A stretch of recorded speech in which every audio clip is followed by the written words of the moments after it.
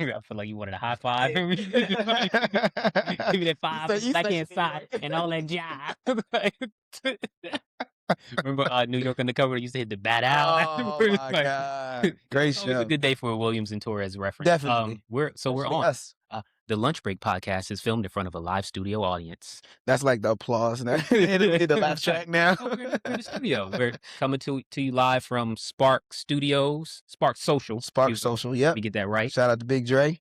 We've started. So I have a question. Yes. Well, I actually literally do not know what episode this is. I meant to look it up and then I got distracted by Langston. We might be touching 30. We're in the 20s.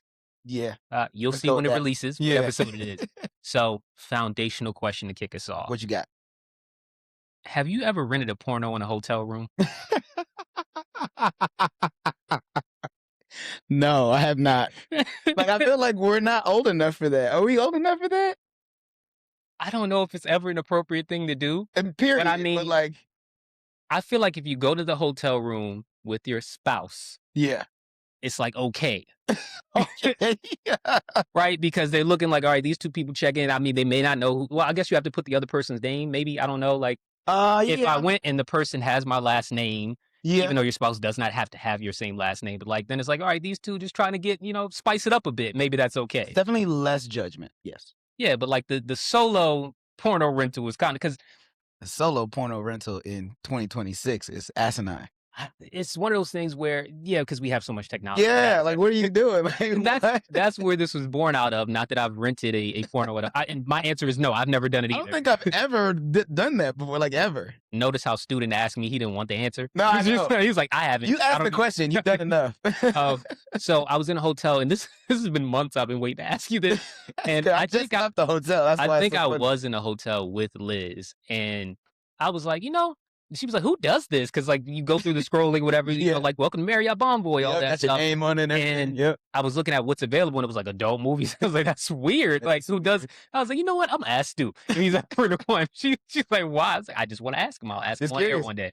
I don't even go to the guide anymore. Now I sign into Netflix and watch whatever is on there. So I skipped that whole process. I didn't set this up this way, but let's get into how this is a segue into what I've been going on, what's been going on in my life, what I called you about the other day. So I so I want to be responsible with this in all seriousness. I'm going to get very unserious in a moment, but Liz and I are on a fertility journey right now, and I won't go into a ton of details, but part of that journey requires me to give samples. Yes. And I had to give a sample, it was Monday before last.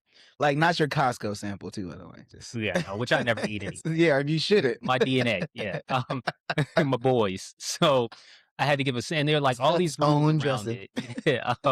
We're already in the unserious portion, and it personally, it's all personal because it's your sample, but like it was unsettling in a couple ways, in ways that I didn't think about it, but because I'm an overthinker, so it's like we've been to this place several times, the fertility doctor, but together. Yeah. Right. Like but the moment that I show up and I'm like, I'm the only dude in here without a partner.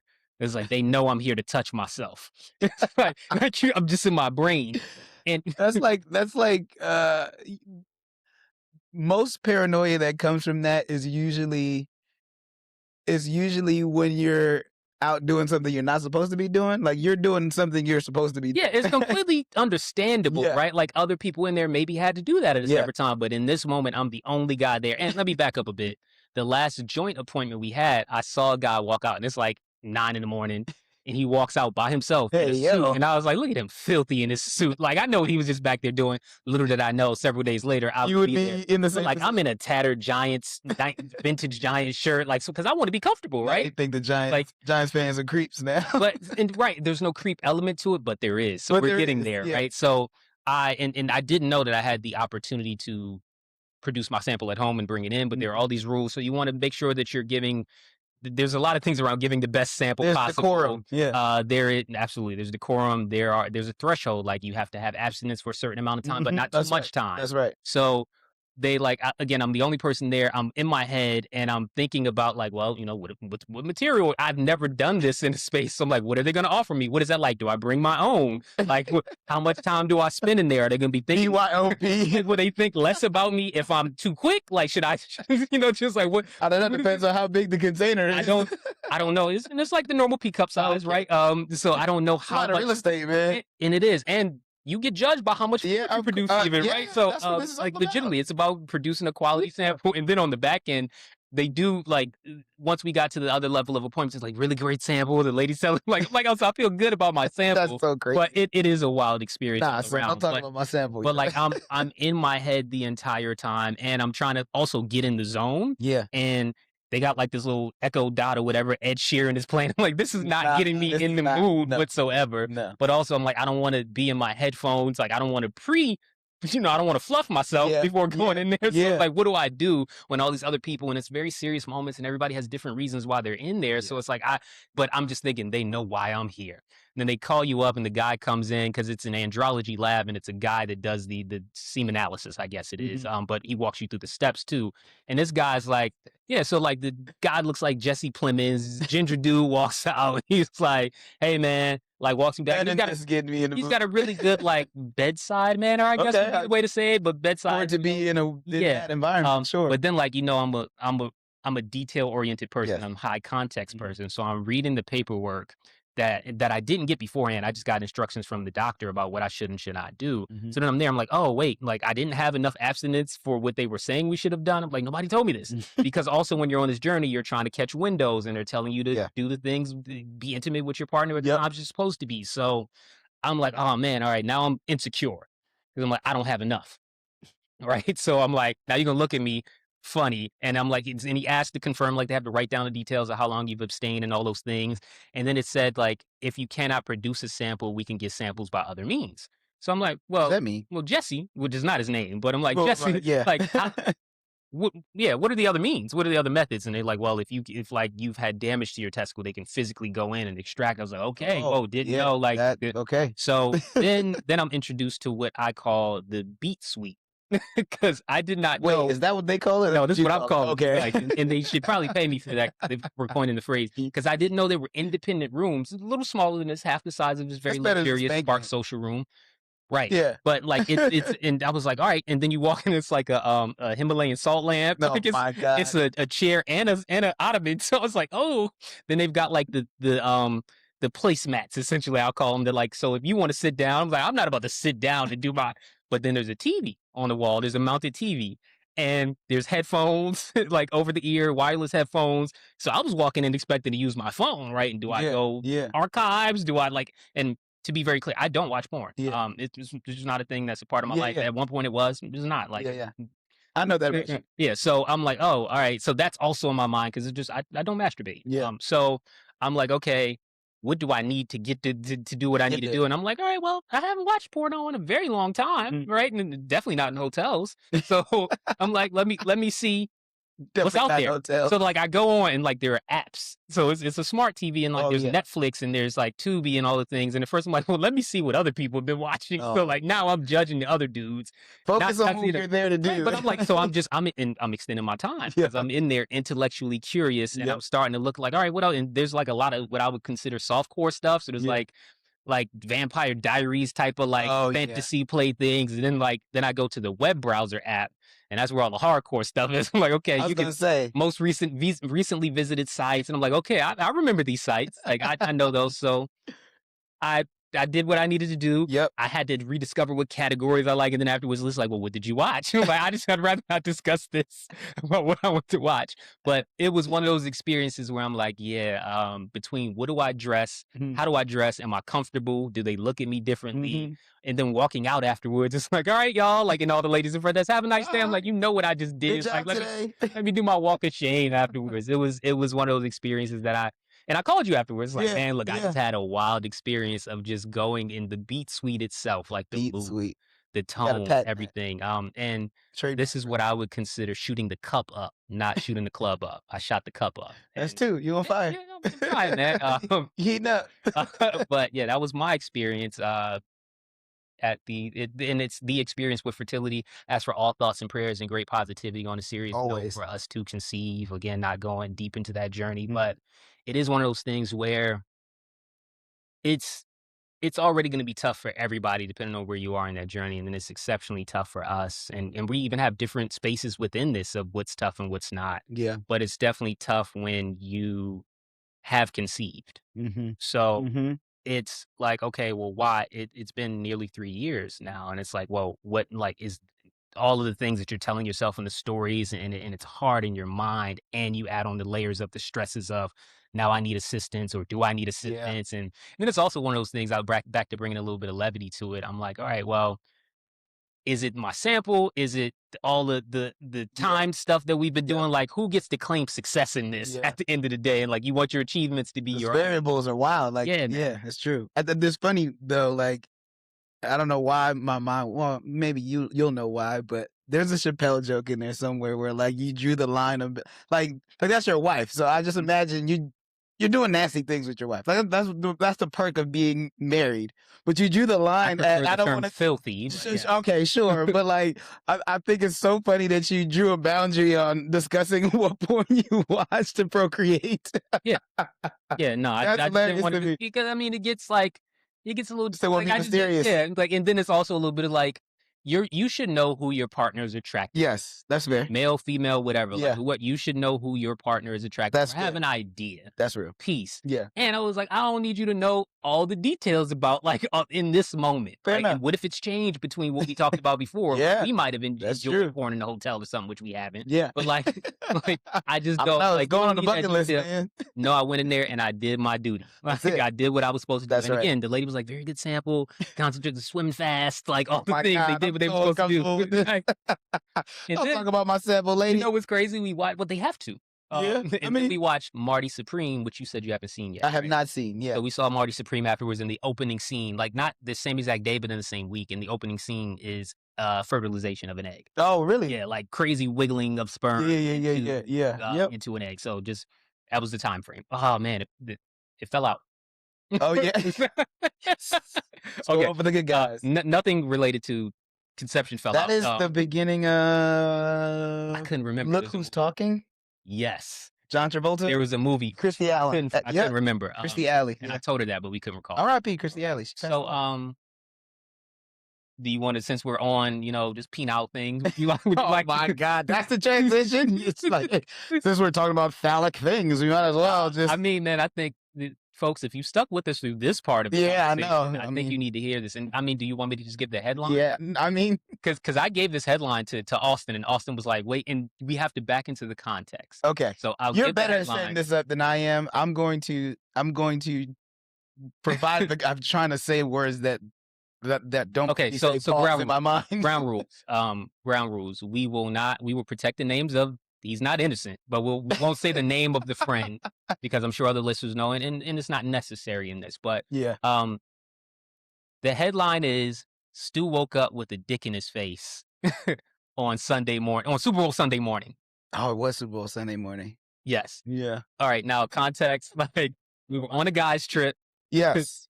in Supporting a Charlotte. brother of ours. Yep. Yeah, but a friend of ours is going through some stuff, supporting him, loving on him. Really wild in the context of this conversation, right? But like creating warmth and intimacy in a brotherly way, Yeah. and just supporting each other and holding each other up. Yep. So we're in a really big house. There's 12 of us in this house. Yeah. Well. And you know how Airbnb is. Whenever someone says that a house houses X amount of people, it does, but that doesn't mean that there are 12 bedrooms. So Yeah. it's One of them 12. gonna be a dub. Yeah. So all of the married guys were placed in what we call the barracks. The barracks, because it was set up like military barracks. And I'm trying to think of a way to describe this audibly for people who are probably visual learners. So like the way it's set up is if you think of an aisle, and on both sides of the aisle there are two beds, one set in the front, one set in the back. Built in. Yeah. Like not in. like And it's kind of the top of the house, so it's like attic style essentially. It's above the garage. Okay, fair. Yeah, that room downstairs was a garage that they converted into a room. Okay, at any rate, attic style. Yes. You've got the roof and the steeple. Yeah, all of that. So it's in that triangle area, and there were 4 of us on that trip who were married, married guys. all in one room. And I had to explain this to Liz. Liz was like, I was like, well, none of us are going to go out and hunt. So Right. like, it's like, yeah, we get it. That's fair. Yeah. It's like, is that what guys? I was like, that's exactly what happens on guys' trip. Yes. It's a foregone conclusion of like, hey, somebody might bring something back. Single guys, if that's your thing, like that's what you're bringing. All of us are going to be up here, good, clean fun. Or so we thought. Yeah, because it was. You have to be responsible with the way that you're saying Yes, fair. because no married man did anything they weren't supposed to do. Right, but you'll know why. However, why I said that in a second. The situation made for strange bedfellows, and I mean that in every sense of the term, because really towing the line here. Hey, no, you're not wrong. Is that not brilliant? That's pretty good. So again, headline: Stu woke up with a penis. I said a crass term. That's crass. But Stu woke up with a penis in his face on Super Bowl Sunday morning. So like we get in super late. I'll speed through this a little more for background. And Stu and I are across the aisle from each other in our respective barracks. And it's about 8. We got in like 5 a.m. or something like that. We all sleep. And I think the piece of context that I'm missing, I apologize, folks, is that one of the married homies, he came up and saw the barracks, like, nah, I got points. I'm going to a hotel. Yeah, so that very smart.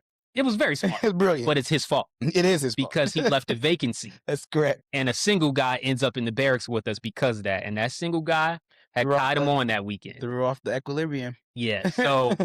So I hear, like, we had all just got to bed around 5. It's about 8 in the morning. There's no clock in the barracks, but sun's rising. I hear Stu say, yo, what's going on here? So that's a weird thing to hear. It's a weird thing to hear. And also it was in the time of morning where you're asleep, but you're not like 100% asleep and you're close to waking up. So I was a little delirious and confused in that way. Again, we went to bed like 4:30, 5 o'clock. So at this point, it's only been 3.5-ish hours max of sleep. So and I don't have my glasses on, and you guys know I have terrible eyesight. So, all right, I'm gonna pass it in 1 second. Let me go back. So I hear, yo, what's going on here? Very succinct phrase, very quick, but it's not a thing that you hear people say at 8 in the morning. So I just open my eyes and look over, and I see a very large figure standing in the men that are listening to the podcast. You know what it looks like when a dude is standing at a urinal. Yes. So that's what it looked like from behind. And then also I was like, lucky you. I did a quick visual scan set. Looked like that person's hands are in a position where the dick might be out.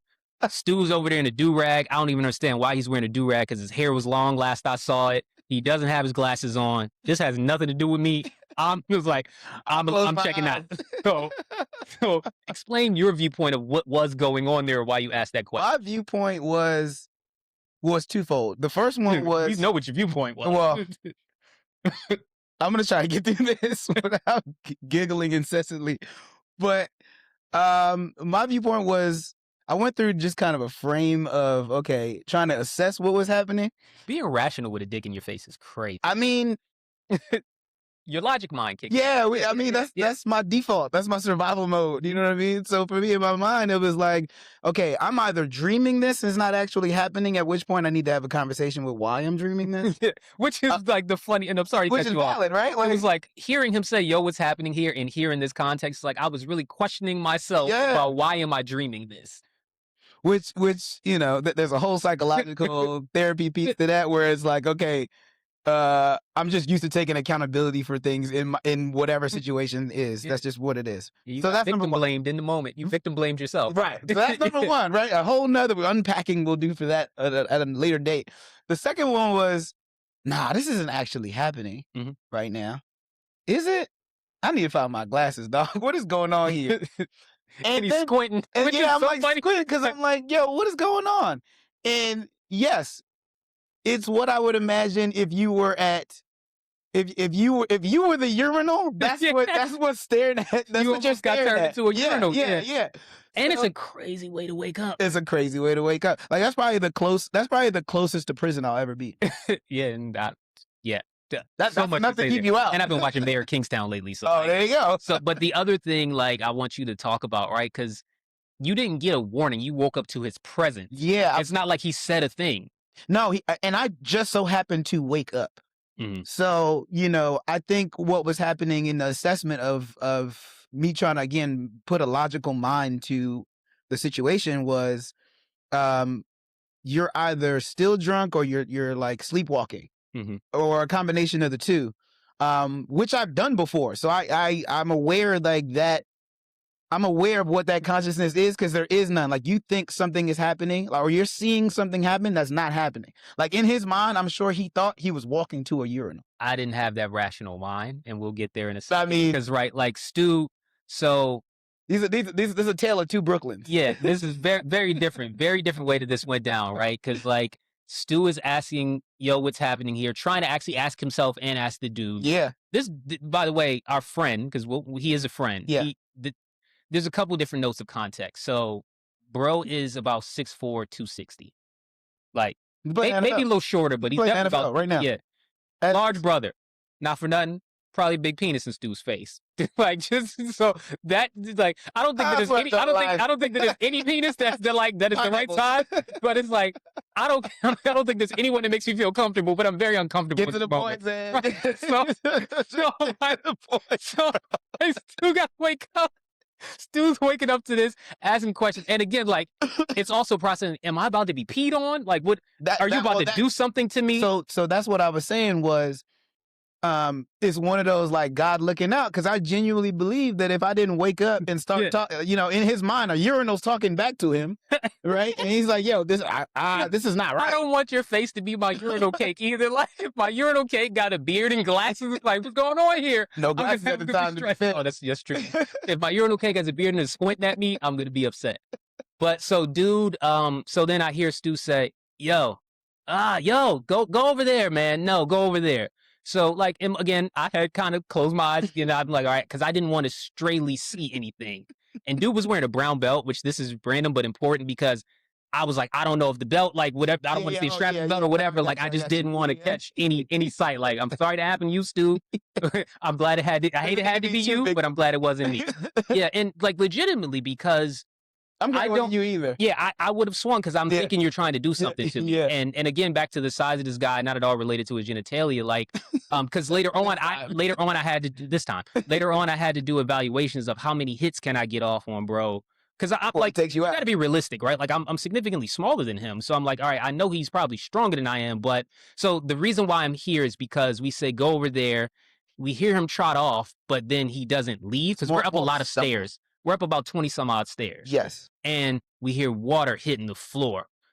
Now, any of you who've ever imbibed alcohol, this is a drunk morning pee. Yeah, and if you've ever heard someone pee outside, that's what it sounds like. It hitting the floor. And even think about like we're all close to 40. So as you Senesce, them prostates. Yeah, like that's what as you Senesce, that morning pee is a little different. Like and he had been drinking. So like it's a lot, it's voluminous. It's a lot. It is a deluge of urine. And we're like, all right, what is happening here right now? And then it got to a point where I'm like, all right, so my bags are over in that corner.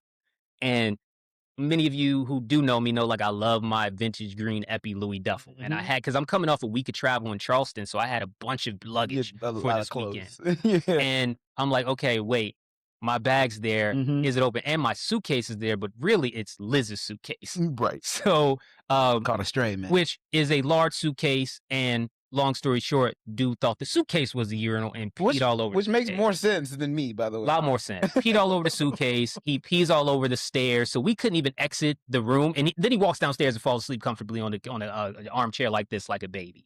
It didn't look comfortable. Pees all, and I think there was a moment when I'm like, yo, when I realized what's happening, go, and then he trots off. Yeah, that happened. And then I'm like, I get up. Going down the stairs. Yes, so he pees down the stairs as he's walking down the stairs. Is urine everywhere.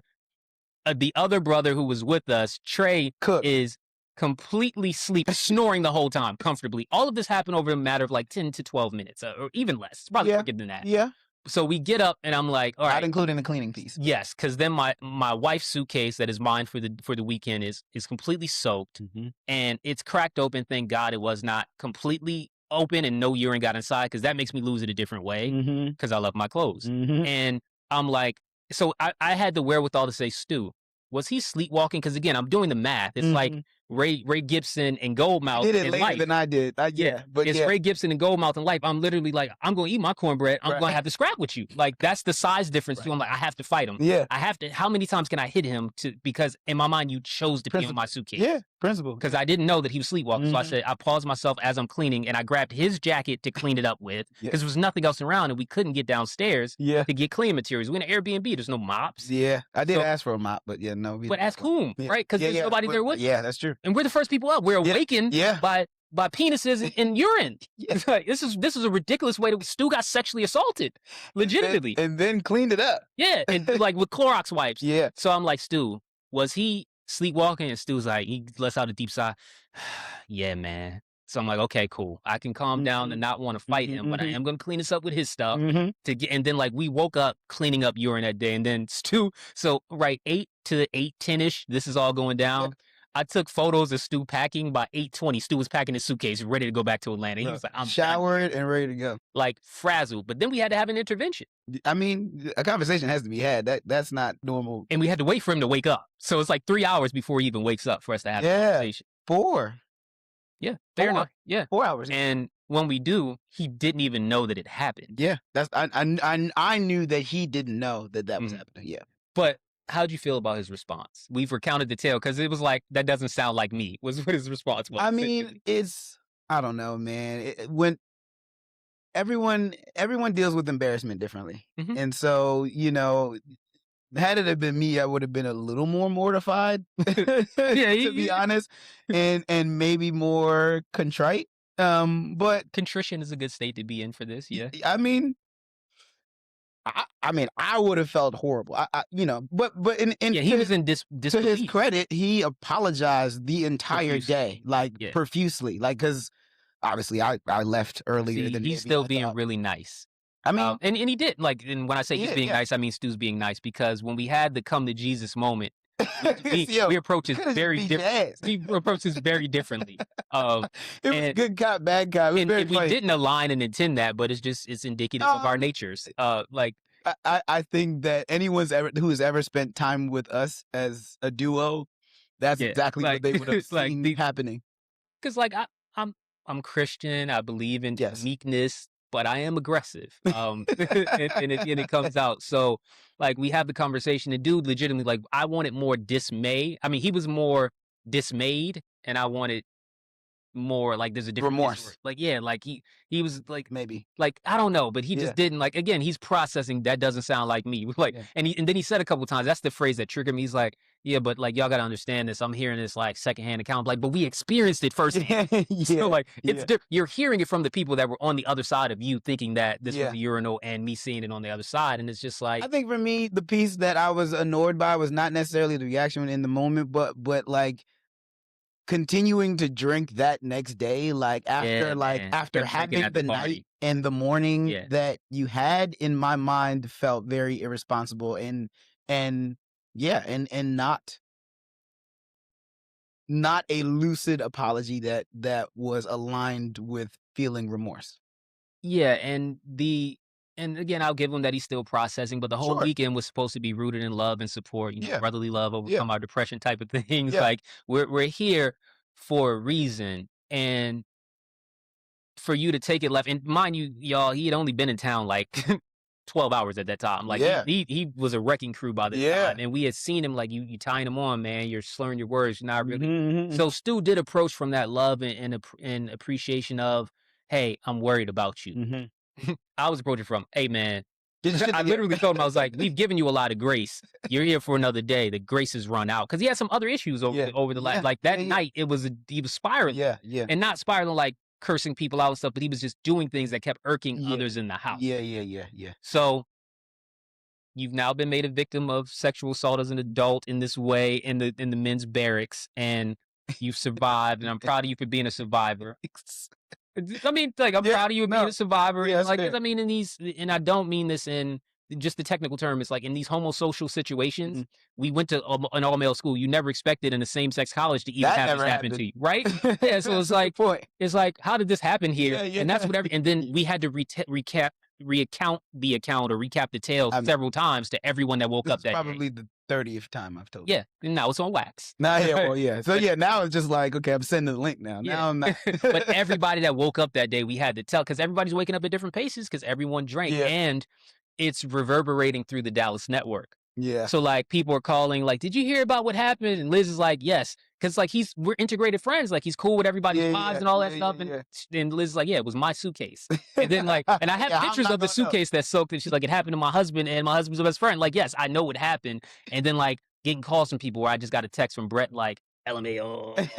I was like, "Oh, so you heard, huh?" He's like, "Yeah." Then text me. So it's like it just started making its way through, and it's like we didn't choose to tell it to violate this individual or belittle him or make him feel No, ashamed. I mean, But it's a hilarious story. in the intervention, I definitely was like, "You should be ashamed of yourself." Like, I'm sitting there Yeah, like, yeah, you went full, I like, Uncle Phil, yeah, like like, it's admonishment. yeah, it needed to be because I'm pissed still. Like, Yeah, it no, took me a while to, and even when I left to go to the group, and I'm hungry, I had to leave yeah, to go to the that's right, grocery store that's to get right. plantain chips and Yeah, tea, that's and right. I'm just like, "Yeah, this is I need to calm That down." Like, calmed me down, though. The tea did help, and the plantain chips did really help. see, Yeah, I know how to yeah, sustain. yeah. I don't know where to go from here. Children of immigrant, unite. Yeah, where do we go from I think Strange Bedfellows was a really good That was good. That was a like, good yeah. tie-in. Yeah, you're good for a witty. And then he displaced me the next night, Oh, I forgot about that.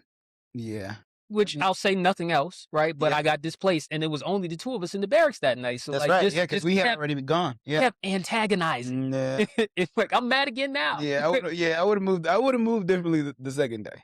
All right, I'll say that.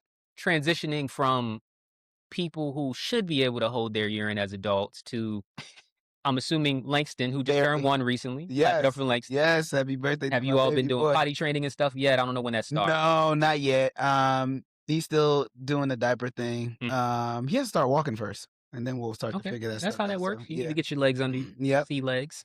So Yeah, he's walking with, like, a hand walker and, like, it's crazy how that cycle against goes around, right? I know, Yeah. I know. Right, right, right. And, like, against walls and stuff, but not quite. He doesn't trust himself to do it on his own. He doesn't wanna fall. Mhm. So, if he feels like he has to go a long distance, he's getting down and crawling. So this section of the conversation I would entitle, which you'll appreciate from just old New York lingo, "One Yourself." Right? So Oh, yeah. Langston just turned 1 on the 26th. Yes, of Okay. February, yep. His birthday party's this weekend, and Yes. I'm just interested in, like, your reflections of keeping a human alive for a year. Yeah. Like, what's that been like? What's It's beautiful chaos. I think that's how I described it before, but it's awesome to see his personality come out mm, more.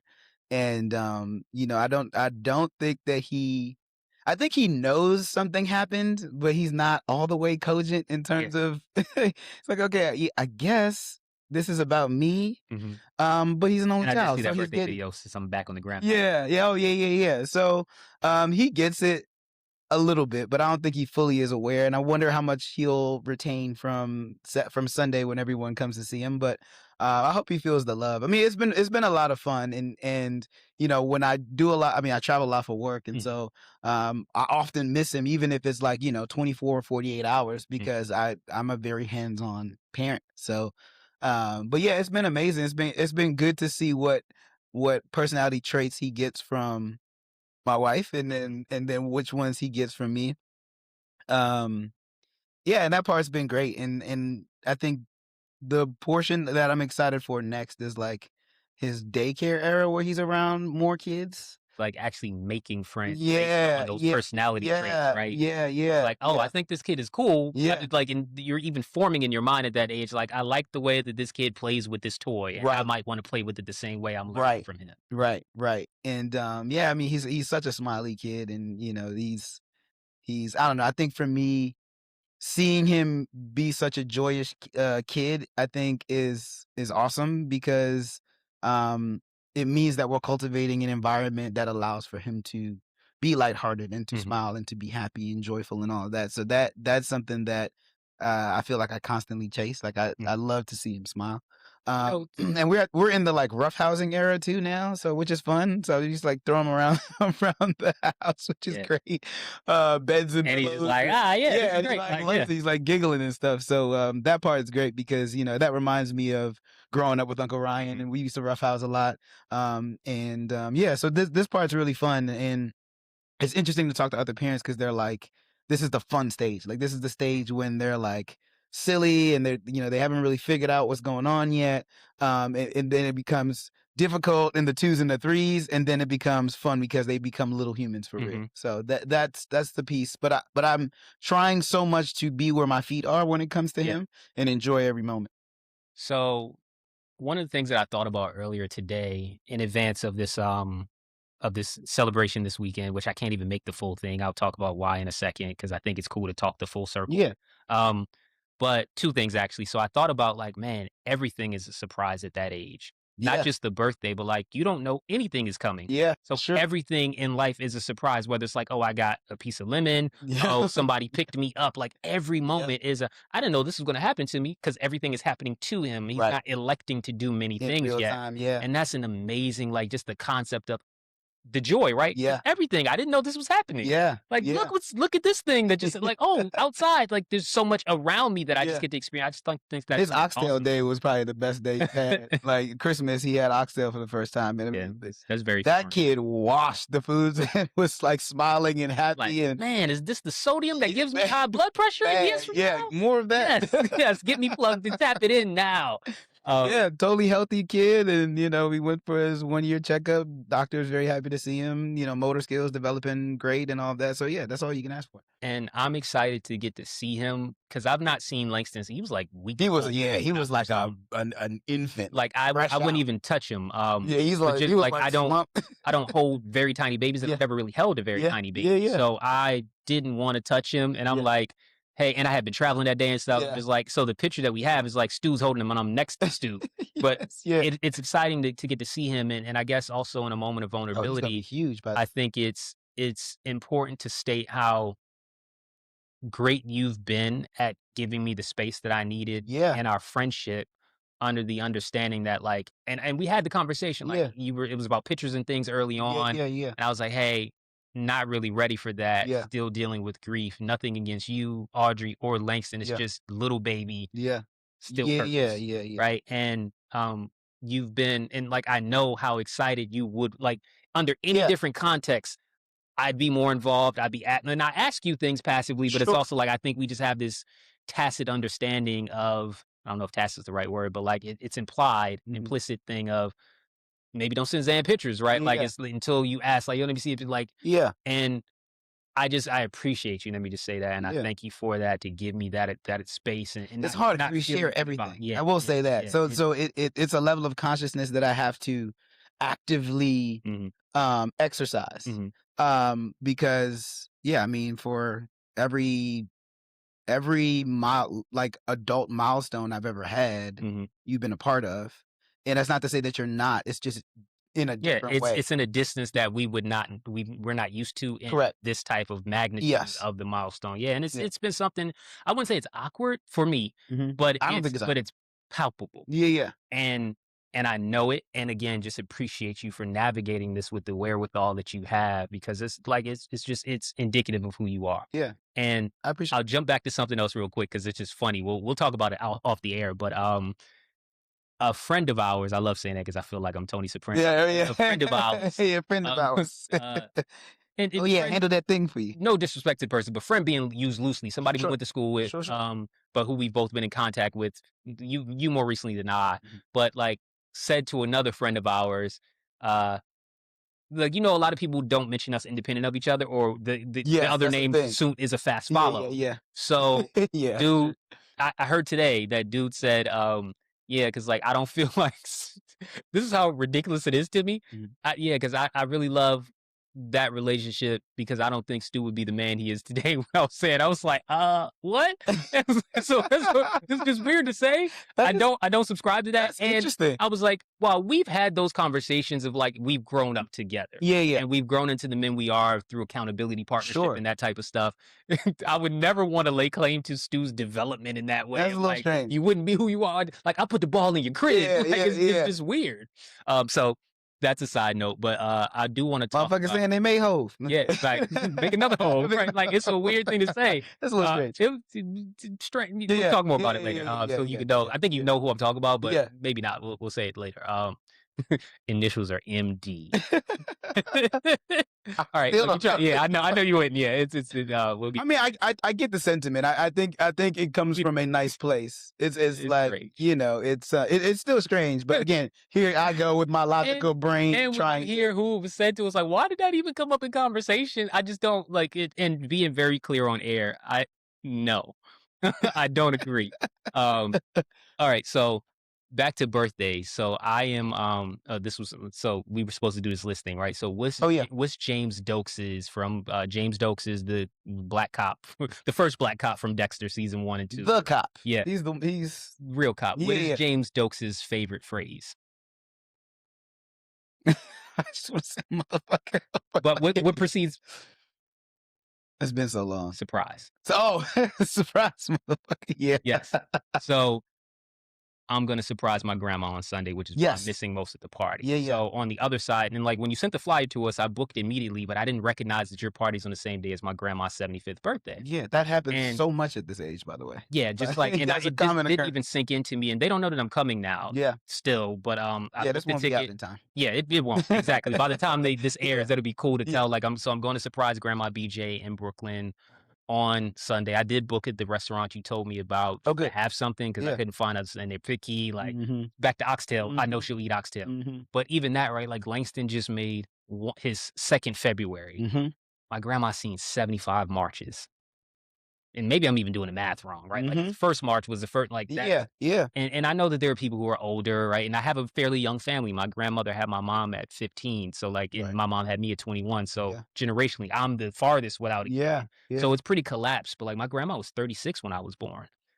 Wow. So finally seeing my grandma, I'll use this term Grandma again, at right? 36 is kind of wild. It's super wild when you realize that you were 39. Yeah, I'm 39 now? Yeah, 39. Yeah. 39, No, I right? know. Yeah, yeah, yeah. So like, and that's why it's not difficult for me to see my grandma age because we Mhm. grew up together in many Yeah. ways. Like my grandma could have been my mom at that age, 36 when I was born, Oh, right? you know what though? Yeah, my grandma was 77 when she passed. So she was a young It was grandma like too. 5 years ago. Not even that long. It was less than 5. Maybe time warp right now. 2022? Okay, yeah, 4. 4. Yeah. Yeah. So yes, a young grandma. She was a young grandma. Yeah, yeah. I say that to Yeah, yeah, yeah, I absolutely. know what that's like. Yeah. Yeah, it's just and it's and her catchphrase was always, "I'm a '90s grandma," and she was by Mhm. every stretch of the imagination, Mhm. every sense of the word. And now, like, I can't say that, like, again, I don't see her as often. I see her fairly often, but not as often as I'd like. And just this, like, 75 being such a milestone You see her more than most grandchildren see. that live far away Yeah, too. that live Yeah, for yeah, yeah. yeah. And I'm excited to go see her, and I know she has no idea with that this is gonna happen.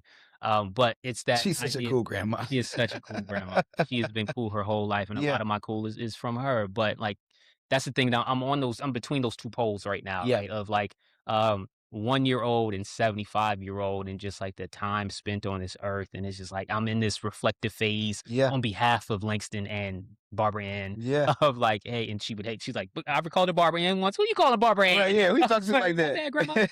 Grandma That's your BJ, my name. bad. Like, don't ever get that grown. Right, But right.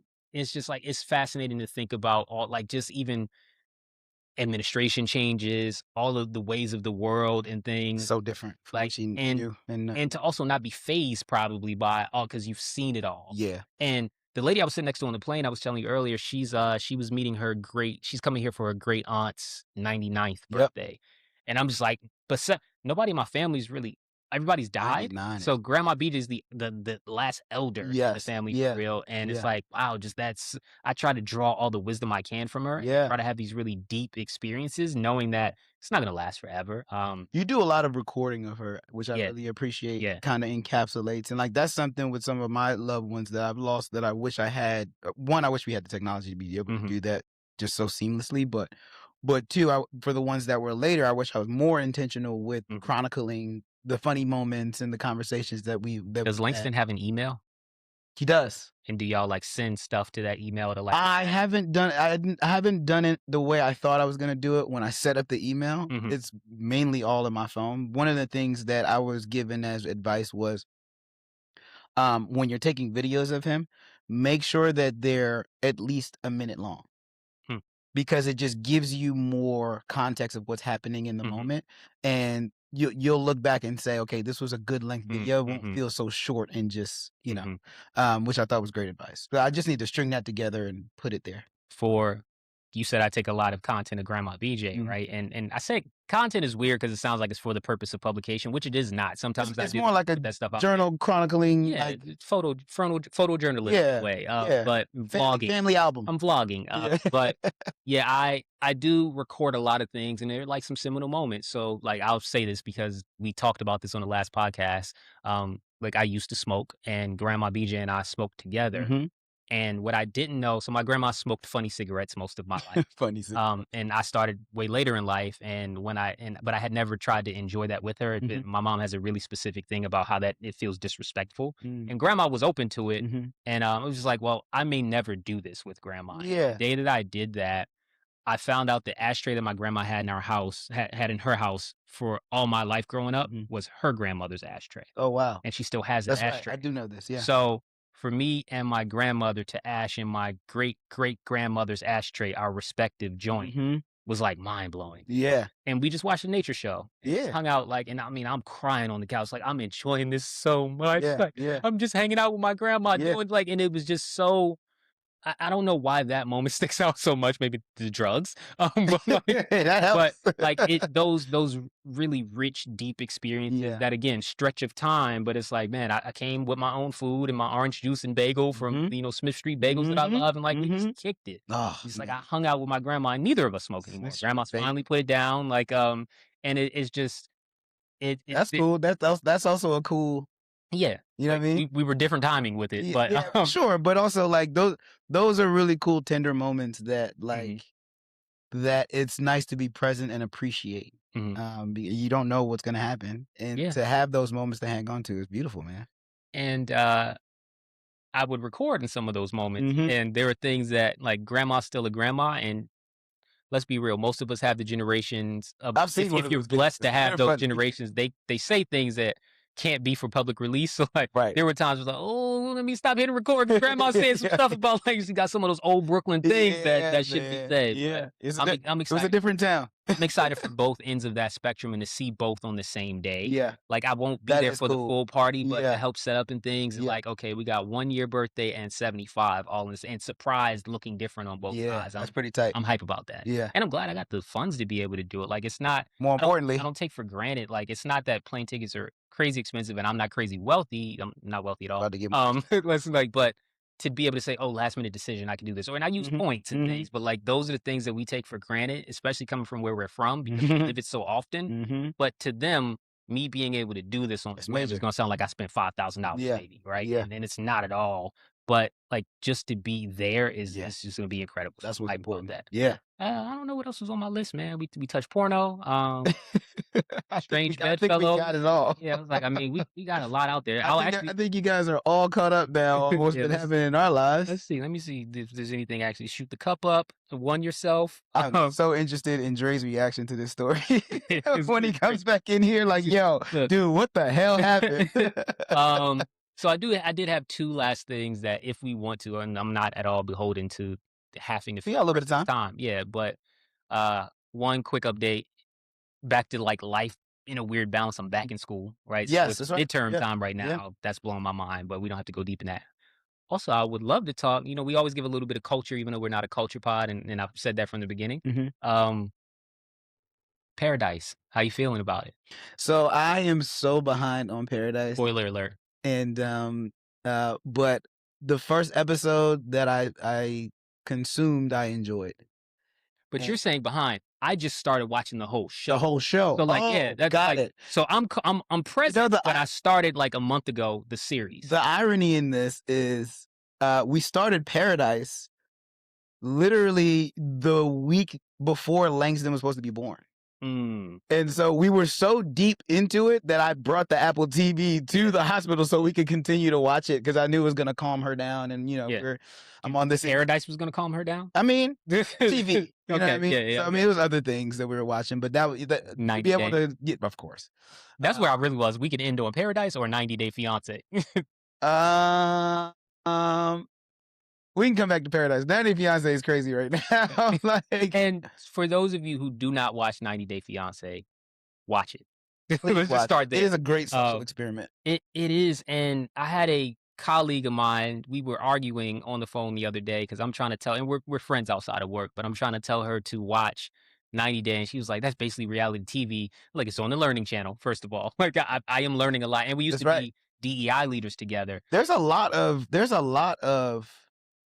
shows that are speaking to different existences in America, in the world, but in America as well, which I thought which I don't know that I held in the right context, but I've watched a lot. I mean, that Sister Wives show is the craziest thing I've ever seen in my life. We are insulated and anesthetized in a way that I don't love. And this is a conversation I wanted to have one day and just hadn't thought for this, but Svetlana? Svetlana? Yeah. Where she says, Americans are the only people on the planet Oh, that yeah. think Yeah, I got things you. are supposed to always go their way. Yeah, yes, and I love that quote from Sopranos, but not even that. And when I say is like back to what the original billing for this podcast was to young black men or like youngish black men, in their 30s Not so young anymore. on the other side of free lunch now Yep. successful, and we like put the quotes in there or whatever for successful. And I Yep. think, the version of success that we live presently does insulate us because our friends are in similar Yeah. levels of That's success, true. right? And to that being insulated from with the I don't say average in a pejorative term, right? But like the everyday lives of Americans who are not living the type Looks of life different. that we live. Yeah. And then you see it on TV, it's like, I forget that this is out there, and it's more of that than there is of this. That's a good point. And so that's number one. Mhm. Because she's arguing for Love is Blind. She's like, if you watch one episode of Love is Blind, I'll watch one episode of 90 Day. And I'm like, well, I gotta choose the episode of 90 Day. Love is Blind, I'd argue, was us 10 years ago. Say more. In terms of success and working in corporate America and all of that. Like, so I don't know that I don't know that it's as fascinating, and also it's definitely more white than anything else. Okay, heard you. Not where I was going, Mm. but yes. And I saw the first season of Love is Blind because we were all locked in, right? Yeah. Locked in lockdown. And that was Atlanta, and it was still like And maybe I don't even know where. That was It's the like city, Love yeah. is Blind is a show where they don't see the person they're talking and having the dates and That's stuff, the right? Yeah, I saw that during the pandemic. Wasn't enthused. Never watched another season. And I get that it's a cultural phenomenon if that's the right phrase. Not really. But she was arguing. I learned a lot on that. I'm like, trying to put them on the same parallel Not of the same. social experiment as 90 Day. I'm like, Not the not same. at all. Mm. So 90 Day Fiancé. Let's give like an overview with that. Please. How would you say that? Would describe the show? 90 Day Fiancé is a show that is, yeah, I guess it's kind of shot documentary style on some level. There's editing. It's editing, and some of it I call is self-shot. Brandon's mom. Yeah. Brandon's. Yeah. Brandon and Julia. Yeah. I called Brandon's mom, and I called a continuity issue where like her glass of wine was full in one scene, and then the next one, Ooh, she be drinking. empty. But the way they did, I was like, oh, all right, they cut that together and had to reshoot that thing. But otherwise, like that, it happens quite a bit actually. Yeah.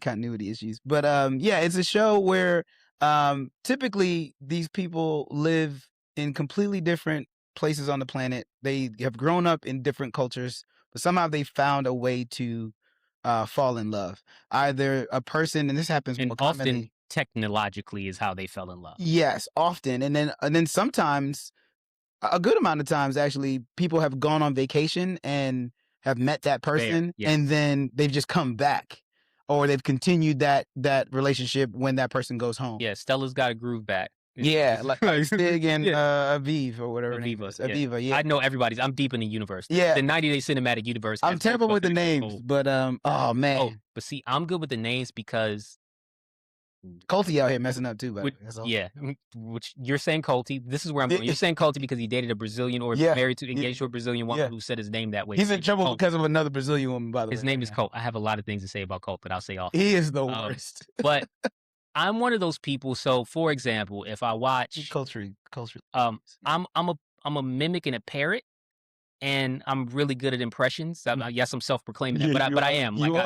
So when I watch a show, I'm doing that accent for the next like 3 months. Yeah, it's true. So like Top Boy, Yeah. anything with an I'm all in. Oh, So Top like, Boy is the worst because I think it's everybody. Like everybody is doing it. You know what I mean? But a show like 90 Day Fiancé, I am like everybody's accent. Yeah. I'm like, I pause and I'm like, let me run that back to learn that accent. So like I'm learning, and everyone in 90 Day Fiancé, and there are so many different formats, but everyone has an accent. Yeah. And one Yes. person in that partnership, in that couple, is going to have an accent. Yeah, I mean, yeah, even the people from the States, like for Fair. places that they're Yes. from, like you've lived in those places and Like Angela. like yeah, like Mako, exactly. And what's homegirl? Daniel and what's her name? Lisa. King of Prussia, King of Prussia. But yeah, so like these accents. That's the part. And that's cool too, because we've traveled to many of these places, but other places we haven't. It's true. Yeah. Like when I'm seeing the dude Mike, and I can't remember his lady with the steely blue eyes, Natalie. Yep. And he was from right. Sequim, Washington. I'm like, okay, I've lived in Washington State, and I've been there, but like, it's just we love 90 Day Fiancé. We text about it a lot. Yeah. And like so much so that we're like, our wives watch it with, you know what I'm saying? Like, and it's typically one of those shows that you'd expect to be pulled into from your wife, but like, no, I pulled Liz into. I'm the one like, yo, you ready to watch this next episode? Yeah. Like, and she'll be like, we don't have a 90 Day to watch tonight. I'm like, no, because in their long episodes with all the ads and stuff, they're like, so we still have cable, so we'll watch on cable, but we record it and then fast forward through the ads, or because it comes the next day on HBO Max, and like that's the best watching experience. But that's part of our Sunday though. While we're eating our branzino, we want to watch 90 Day and like I stuck branzino in there. We have branzino every Sunday. Group. I am very blessed. Every single Sunday we have roasted branzino and whatever the side is of that day, and I thank my wife and love her for continuing to put that in the home in that way. So 90 Day Fiancé, if you haven't watched it, please watch it. This season in particular, which couple do you think is the couple that has the wildest storyline? And this is like the 20th something season. Man. We've seen a lot of 90 Days. The wildest storyline from this season is definitely gonna be Daniel and Lisa for me, but also but give people who have not watched it, who are okay, so Daniel is an Igbo man from Nigeria. 38 years old. 38 years old. Lisa is a 52-year-old white woman from King of Prussia. She's white and native. Sure. She said it. I just want to be clear. Like that's how deep I am into people's storyline. Yeah. My daddy them had Indian down the line. She has a daughter who is in her 30s, I believe, as well. I don't know how old that daughter is. Yeah, but she talks to her like they're the same age. Anyway. Yeah, and so spoiler alert for those who are probably going to watch. But apparently it's viral. It's been all over the internet. People who don't watch it back. Is this the show that you said you watched? Yeah. So Lisa has been a lesbian, married to multiple women. I think divorced. 5. Married. It's important to note because we're talking about worlds where maybe polygamy is out. Yeah. So no, married at separate times and divorced. Yes, individual relationships. Married and divorced. Most recently, not divorced, still married, but have been separated for 9 years from her last relationship, or current relationship, I guess is what you would say, but has been pursuing a relationship with Daniel, who is a very traditional, very extremely traditional West African. Consulting the ancestors to the king of the village. The chief of the village. She's going to see a king. Man, she was so sad when she got to that house. I was like, yo, this is gonna be somebody's crib. I hope you know that. And he was trying to temper her expectations. And he had the guards with him. Yeah. That show was crazy. But yeah, so the last episode I just went off was her being forthright with the fact that, and for a lot of you that know West African, Nigerian, Ghanaian culture, it is not acceptable to be dating or to be married to someone from the same sex. And she is just now coming clean to him about that. And I mean, she's had a lot of lies through this. A lot of lies. Yeah, without us giving you, but imagine, right? So 38-year-old black man from Nigeria, 52-year-old white woman from Pennsylvania. Yeah. You have that to Commonwealth. In Nigeria, she's hiding her background. Her background is something that culturally he does not agree with. Yes. There's always this element of not a will they, won't they, but there's always this element of is this person trying to get a green card? That's kind of their stick on the show that they want. Is this person really in it for love and all of that? Yep. So you have all of that in this groundswell of, and she's hiding the biggest secret in the world from this guy, in his world and in their world. And it's crazy. And everybody else, her daughter and everybody's like, don't go out there and not tell them. And they're engaged, by the way. They got engaged. I was going to say, and her rule was don't go out there and get married. Yeah. That was the daughter's rule for the mom. like now we just like waxing philosophical about the 90 day, but like I'm more than happy to use this last minute to talk about 90 day because it's Oh, such a I it's watch the enthralling. show. It's enthralling. Like you get hooked. Yeah. And I've watched so many And you learn seasons. about people's cultures too, which is pretty interesting as well. And I think that is that's always helpful. I mean, I think we should all be It global helps with citizens if bias we can. mitigation. That for sure. It helps. It's actually informational and informative. I agree. And if you're a now, culturally granted, curious person, yeah. small sample size. Back to me being in class right now, right? Or getting in this MBA program. So like standard errors, standard deviations on either side of this. Like you can't just assume that one person from that culture and everybody's like that. Right. But what you can assume is that if you wake up with it in your face, that stew's not gonna swing on you, but I might.